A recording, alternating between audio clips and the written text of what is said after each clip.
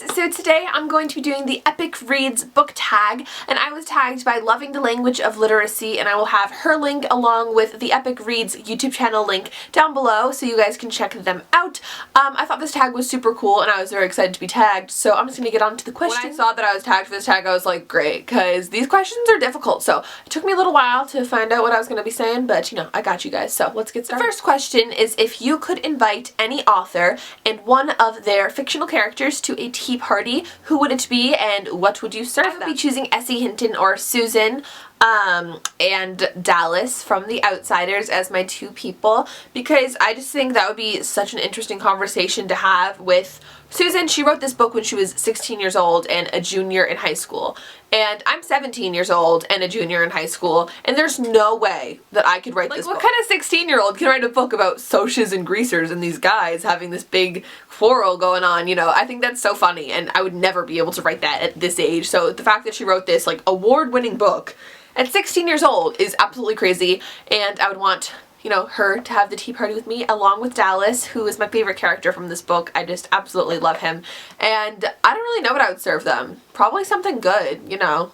Dallas doesn't really eat that well. He's not very, you know, wealthy, you know, greasers. Maybe something good, you know, something hard. I didn't really think about this question. But yeah, that's who I would invite. I didn't really think about the fact that I have to serve them. So, you know, we would just see, you know, we could go out, whatever. Question 2 is, which book do you wish the author would write a prequel for? This question I'm going to be saying After by Anna Todd. I would love for Anna to write a prequel all about Hardin's life, but I'm pretty sure she is. And it's online, I think. Like, I'm pretty sure that she's currently... My god. Maybe I should read it. I'm pretty sure that she's currently working on a prequel, at least as a fan fiction, but I'm kind of done with reading fan fiction, so I don't plan to go read it on Wattpad. But if it ever gets into a published book, I would be the first person to go to Barnes & Noble to pick it up, because I want to hear all about Hardin's life before After. The next question is, which two characters not from the same book would you couple up?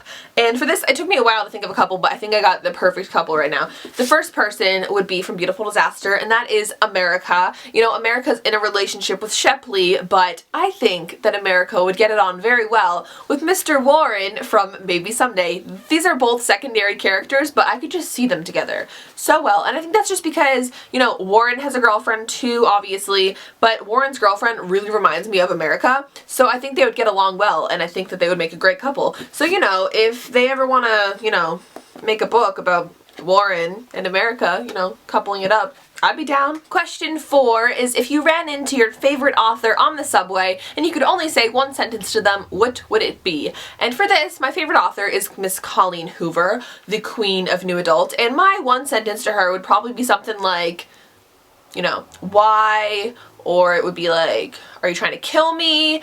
Or it might be like, I hate you, but at the same time I love you. Please write more books. I need the next Never Never book. I love you. Thanks for writing amazing books. I don't know. Question 5 is, which book made you a reader and why? And for that, I've got a very unoriginal answer, and that is going to be Twilight by Stephanie Meyer. This is the hideous, cast cover. This is actually my brother's. You know, I had the original Apple book, but that one got lost, so I stole this one off my brother's shelf because I need the whole saga on my bookshelf. So I've got this disgusting one, but I'm not going to buy the book again because, you know, why would I do that? But this book, I read this book when I was 11 years old. I read it before the movie came out.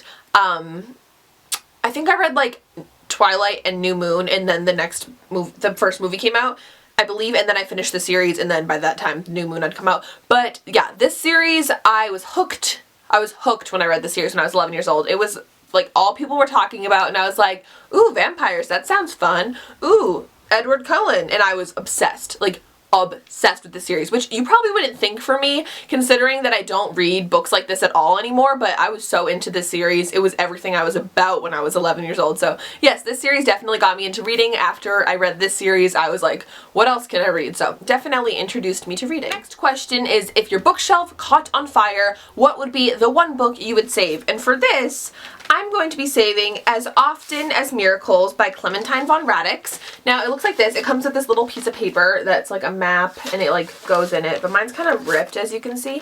And then it's this little tiny book and it's all poetry by Clementine von Radics. I got this off of like Etsy or something, and it just has, you know, less than 50 pages of poetry by Clementine von Radics, but it is the most heart-wrenching, beautifully written, amazing poetry I've ever read, and it's my favorite poetry book, and I read it every week. I'm obsessed with it, and I absolutely love her writing style, and her poetry just makes my heart hurt in the best way possible, and I would save this because I'm pretty sure this book isn't going to be available anymore, so I would need this book because it's everything.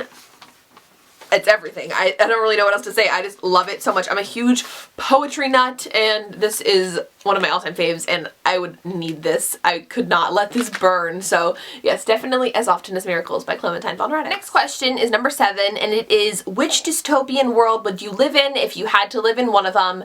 And for this, I really don't know. You guys know I'm not a huge dystopian buff, so there's not a lot of things I can choose from.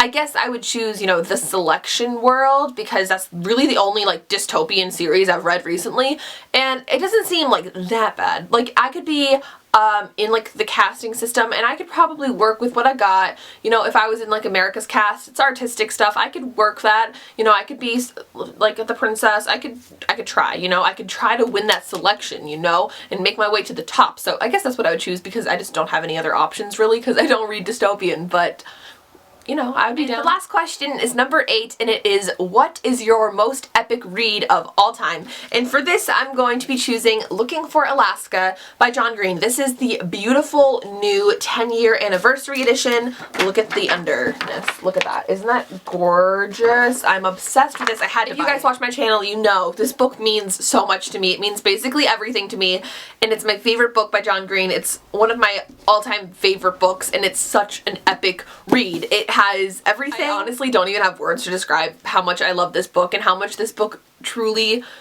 means to me as a person, and I don't really know. It's kind of hard to talk about, like, why it means so much to me. It's just, it's brought this whole new way of thinking into my mindset, and it's just given me so much knowledge about life and how I want to live my life, I guess, and it's just really changed me as a person, I guess I could say, and it's such an epic read. If you haven't read this book, what are you doing? It's amazing. I know some people don't like it. Some people think it's too, I don't know, not realistic enough. I don't know, but this book is so meaningful to my life, and it's very epic. So, most epic read of all time, Looking for Alaska by John Green. So that is the whole tag. I'm not really going to tag anybody because this tag's kind of done. Like, I'm a little bit late on the end of the bandwagon with doing this tag, so I'm just gonna hold off tagging anybody. But if you're interested in doing this tag, you can totally say I tagged you, and I'd love to watch your video on it.